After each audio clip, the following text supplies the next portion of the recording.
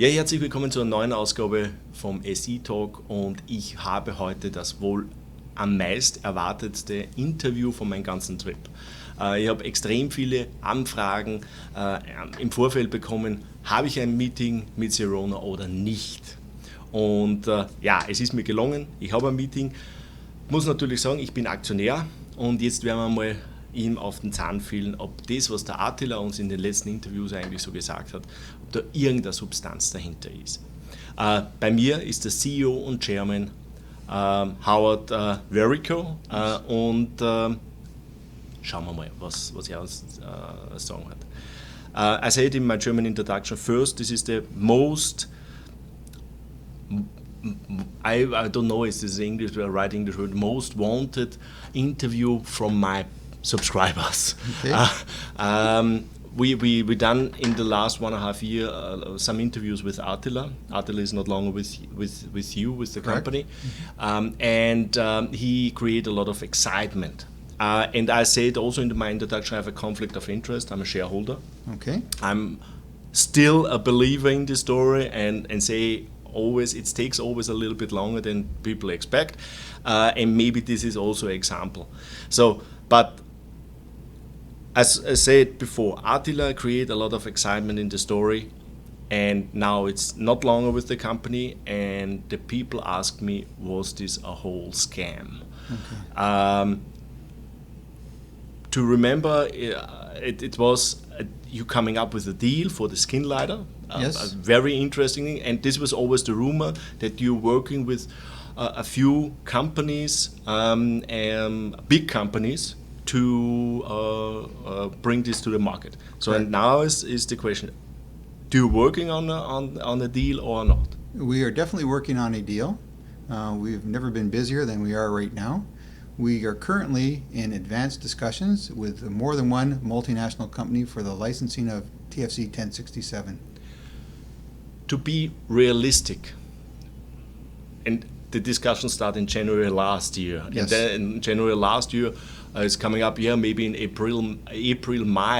May last year, the deal, some deal will announce. Yes. Is there any realistic time frame? I know exactly multi-billion-dollar companies are always taking longer to do all this stuff. Yes. So is there a realistic time frame? So the companies we were talking to initially had to do due diligence on the science. So they had to convince themselves that this is an exciting molecule, that there's a market opportunity, and it's something they can commercialize in a profitable manner for themselves.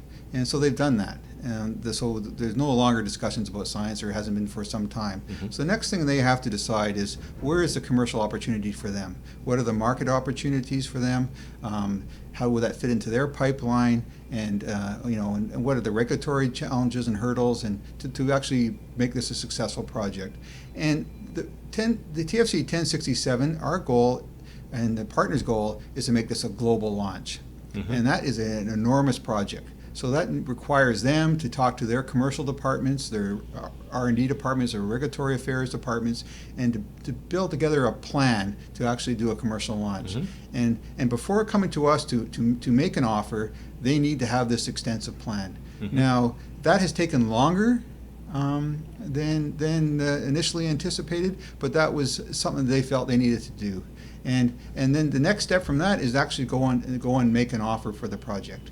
We have made tremendous advancements with the companies involved, and we're very excited. Unfortunately, we can't give you a detailed account of every step along the way because that's logical. That's logical. Yeah. But the time frame, it's mean for me. Talk we about years? Talk we about quarters? Talk we about months? Months. Yes. Okay.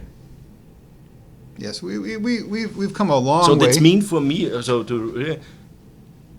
looks like that it will happen 2017. Yes. So I'm always nervous to answer the question because we've thought we've been much farther ahead than we are currently. Reached this point earlier. We are at very advanced stage of discussions. Okay. No, I'm fine with them. I can live with them. And I can't. It's near term. Yeah, near term. Okay, that's the point. It's logical that you cannot say in 2 months and 3 days the deal is done. That's not possible. Yeah. But come to other thing, financing. Do you need more financing to? That was also a discussion with the people that the people say, okay, you don't need financing, then you're coming up with a big deal, there's an upfront payment and so on, and then you don't need more financing. Then we saw a little financing, I think 6 months ago and so on, or 9 months ago, and then the people say, yeah, is it, how do things? So we believe that this transaction will be transformational for Sirona, that the upfront payment will solve our near-term financial needs, and that the milestone payments and royalty payments will end our needs for any ongoing financing. However, we need to finance the company in the interim, and we don't want to do too large a financing and unnecessarily dilute it. So we decided to elect to do small financing as an on-needed basis to fund the company. And we just had to go to a few of our large shareholders, and they've all been very supportive of us. This brings me to a point. You extend the warrants. I think there was warrants, and I think I was part of it. And I come through a private placement. Yes, the largest warrant holder is a fund out of Toronto, and the warrant is a low cost financing opportunity for the company, and it also it's one of the funds that actually invest in the company, and we thought it was in the best interest for the shareholders as a whole to keep that warrants. But in the end, I must say, it's not really an issue to finance the company through this big thing. So it should not be the problem. So it's not this running out of money the last 100 meters from the marathon of the whole thing. We will not run out of money because we will continue to do as needed financing until we complete the transaction. Okay. The completion of the transaction, we anticipate no further financings. Okay, so to summarize, financing should not be a problem. The deal will come. What is next? Future? Well, we're of course we have to plan beyond this transaction, and our scientists, we have to keep our scientists busy in the lab coming up with our next project, and they have continued to do so. And our is it pipeline, also a skin lighter, or is it going? No, we're doing some work on skin lighter. That we have actually a library of compounds just to protect the space from competition. So there's some work done on that aspect of it. But the current focus right now is on new therapy for acne, which we've already had enormous interest from the multinational corporations. And that project's advancing. We're also working on a new therapy for keloids, which is another enormous market with enormous unmet need. That project, we are working on moving that forward. We're actually in discussions with scientists based out of the United States, France, Germany, Holland, and Canada here on how to move that project best forward. We're also working on cell preservation technology, and that's numerous potential applications, including islet cell transplants for the treatment for diabetes and skin protection.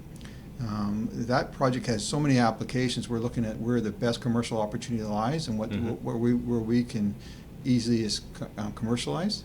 So we have a very exciting portfolio. Do you think when this deal coming in, so this big deal, then you are in a better financial position, that you can speed up the process for the other products? Yes, and we're actually planning for that. So that's why we're now in discussion with other CROs, other labs that can help accelerate the programs. So we realize it takes a lead time to get these projects established and set up. So we're actively doing that now in preparation. Okay. I think it was a great update. We should always look that we have a short interview. Then I think when we start to discuss, we can do it for hours, but it's not in the interest also from the investors and the viewers. So thank you for the update. Ja, es war ein interessantes Update. Das Wichtigste mal vorab. Also es ist kein irgendein Bluff, sondern sie arbeiten wirklich an einem Deal, und er sagt, sie sind Monate entfernt und es wird 2017 passieren. Und es ist eine Multimilliarden-Dollar-Company. Das ist einmal das Punkt 1. Das zweite ist Finanzierung dazwischen, habe ich gefragt. Ist Finanzierung ein Problem, dass sie nicht auf die letzten 100 Meter vom Marathon auf einmal ohne Finanzierung dastehen? Nein, das ist überhaupt kein Problem. Sie finanzieren das durch, auch die Waren sind erweitert worden, also verlängert worden, weil das die einfachste Finanzierungsform ist. Und ich habe dann, also das beiden sagen, das sind die wichtigsten Punkte, sage ich einmal, sind geklärt, laut ihm. Und er ist immerhin der CEO der Company. Und dann habe ich natürlich gefragt, was gibt es denn danach weiter? Ist das dann das Ende vom Lied oder gibt es auch eine andere Produktpipeline? Und er hat eine Menge aufgezählt, von Akne angefangen über Hautschutz, alle möglichen Sachen. Und das war auch für mich wichtig, nämlich um das andere zu hinterfragen, ob das auch alles irgendwie so zusammengepasst ist. Kann er, wenn er diesen großen Deal abschließt, dann kommt ja viel Geld rein, kann er damit eigentlich die anderen Produkte dann beschleunigen. Und sie arbeiten jetzt schon an die Pläne dran, dass sie zusammenarbeiten mit anderen Labors, um den Speed, weil sie wissen jetzt, dass das alles ein bisschen länger dauert, als was das vorher Anschein hat, dass sie den Speed für die Entwicklung der Produktpipeline deutlich erhöhen können. Und von daher muss ich ehrlich sagen, macht echt eine runde Sache und ich bin echt gespannt, also was da jetzt dann tatsächlich ist, und es schaut so aus, als wäre es wirklich jetzt dann soweit. Also Daumen drücken, dass alles hinhaut, und dann haben wir hoffentlich in ein paar Monaten doch ist die Aktie deutlich höher aus, wie jetzt steht. Das war's von Sirona Mai 2017, Howard Verrico. Tschüss und Baba. Thank you. Thank you.